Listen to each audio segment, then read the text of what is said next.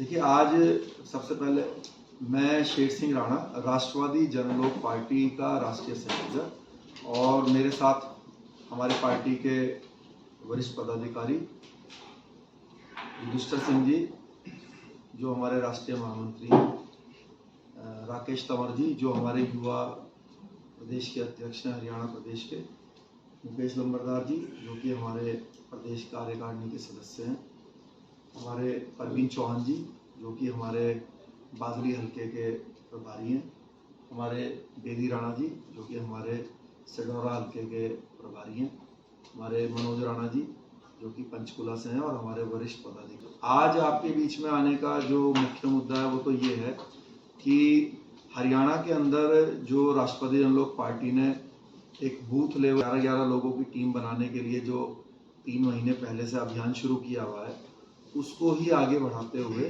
अब पंचकुला जिले में भी हम वो काम शुरू करने जा रहे हैं।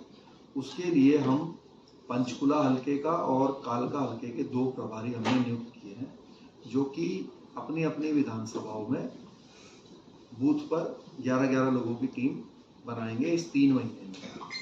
तो पंचकुला के लिए जो हमने प्रभारी नियुक्त किए हैं वो संजीव जी हैं, जो कि पिछली बार हमारे पार्टी से चुनाव भी लड़े थे विधानसभा का, और कालका हलके के लिए जो है वो विनोद कुमार जी हैं। तो ये 2 लोग जो है अपने अपने हलकों की कार्यकारिणी और बूथ अध्यक्ष और बूथ योद्धा बनाएंगे। हमने बूथ सदस्य को जो है बूथ योद्धा नाम दिया है।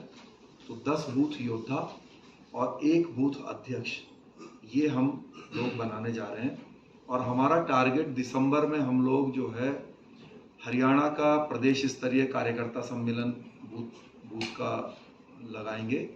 तो हमारा लक्ष्य ये है कि अगर एक विधानसभा में 200 बूथ हैं अप्रॉक्सीमेटली, तो हम 11 लोगों की टीम बनाते हैं तो करीब 2000 कार्यकर्ता वहाँ पे हम बनाते हैं, और 45 विधानसभाओं में हरियाणा की हम लोग ये काम ऑलरेडी शुरू कर चुके हैं। तो हमारा टारगेट रहेगा कि 1 लाख कार्यकर्ताओं का सम्मेलन हम लोग आने वाली जो दिसंबर की है उसमें हम लोग हरियाणा में कहीं पे रखेंगे, और मजबूती के साथ फिर लोकसभा चुनाव को लड़ेंगे उन कार्यकर्ताओं का साथ लेकर। और फिर पहले तो लोकसभा चुनाव की ही बात करते हैं, क्योंकि जो कमिंग विधानसभा चुनाव है उसमें अभी टाइम है। इनेलो से हमारा गठबंधन है करीब 2 वर्षों से, अभय सिंह जी चौटाला जी के साथ, और उन्होंने भी परिवर्तन यात्रा निकाली हुई है हरियाणा में परिवर्तन लाने के लिए। तो हमारे कार्यकर्ता पदाधिकारी जगह जगह पर उनका भी स्वागत करते हैं, उनके कार्यक्रमों में हिस्सा लेते हैं। तो ये तो राजनीतिक एक बात हो गई।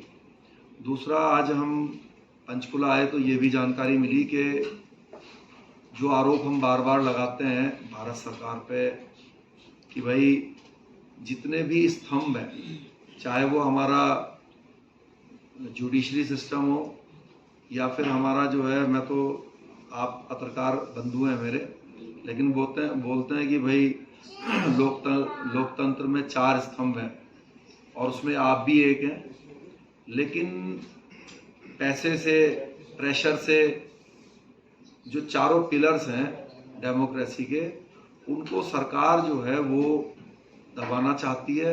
और तीसरा, एक बहुत बड़ा अभियान भी हम लोगों ने चलाया हुआ है, हमारे पार्टी की ओर से भी चला हुआ है। देखिए, हमारा सीधा कहना है कि सरकार जिसकी है, जिसको बोला तो जाता है भारतीय जनता पार्टी।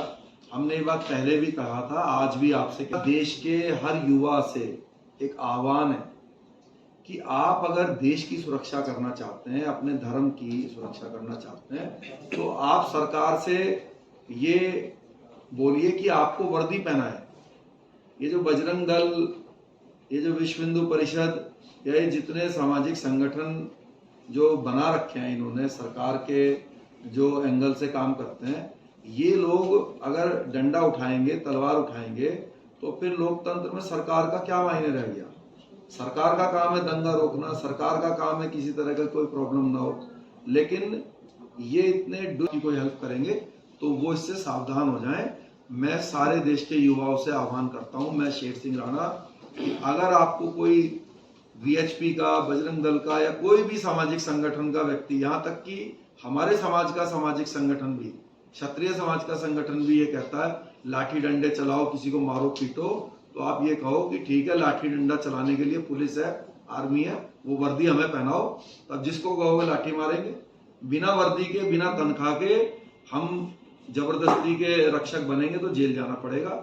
और मैं नहीं चाहता कि समाज के युवा गलत दिशा में भटक के अपना कैरियर, अपना भविष्य खराब करें। कैथल लाठीचार्ज प्रकरण पर भी, कैथल में हम लोग पीसफुली धरना प्रदर्शन, किसी ने भी कोई बदतमीजी नहीं करी। ये तो लोकतंत्र में अलाउड है, लोकतंत्र में पीसफुली आप धरना प्रदर्शन करेंगे। अब सरकार ने मन बना लिया हो कि आपको बाय फोर्स जो है आपको वहां से भगाना है, आपके साथ बदतमीजी करनी है, तो उसको तो कोई रोक नहीं सकता शासन को। लेकिन दुर्भाग्य रहा कि राजपूत समाज को ये आशा थी कि हरियाणा में 95% वोट राजपूत समाज बीजेपी को देता है, बीजेपी को बनाने वाला ही राजपूत समाज है, वरना हरियाणा में इसकी 5 सीट भी नहीं आती थी। तो 95% वोट दिया, इसको सत्ता में लाए, तो उनको ये आशा थी कि सरकार जिसको हमने बनाया है ये हमारे साथ जाति नहीं करेगी, हमारी बात को सुनेगी। लेकिन उनका ये जो विश्वास था सरकार ने तोड़ा है, और बुजुर्गों का भी अपमान किया गया लाठी मार के, आंसू गैस छोड़ के, जो दुर्भाग्यपूर्ण है। हमारा तो पहले से ही मानना था, मैं तो वहां पे जो युवा थे हजारों की संख्या में थे, मैंने उनको कहा कि भाई आप लोग यहाँ डीसी ऑफिस में ही बैठ के हम धरना पे हैं, बाहर सड़क पे जाके जहाँ कोई ट्रैफिक ना हो, जहाँ कोई प्रॉब्लम पब्लिक को ना हो हमारे कारण, ऐसी किसी जगह पर जाके बाहर बैठेंगे तो शायद थोड़ा दबाव पड़ेगा। आ जाएंगे तो हो सकता है पुलिस फोर्स यूज करे, लाठीचार्ज या वो करे। तो उन्होंने कहा नहीं, सरकार तो हमने बनाई है, हम तो एक मुश्त वोट देते हैं, तो ये हमसे कैसे ऐसा कर देंगे। तो वो विश्वास जो है उनका तोड़ दिया उन्होंने। अब जो वहां से जानकारी प्राप्त हुई तो ये एक पॉलिटिकली कुछ इसमें जो है लाइन दिख रही है जो दुर्भाग्यपूर्ण है, क्योंकि जुडिशरी को के अंदर पॉलिटिक्स इन्वॉल्व नहीं होनी चाहिए। लोकतंत्र में अगर जुडिशरी कमजोर होगी हमारे देश की, तो फिर तो बहुत समस्याएं देश के अंदर आने वाली हैं।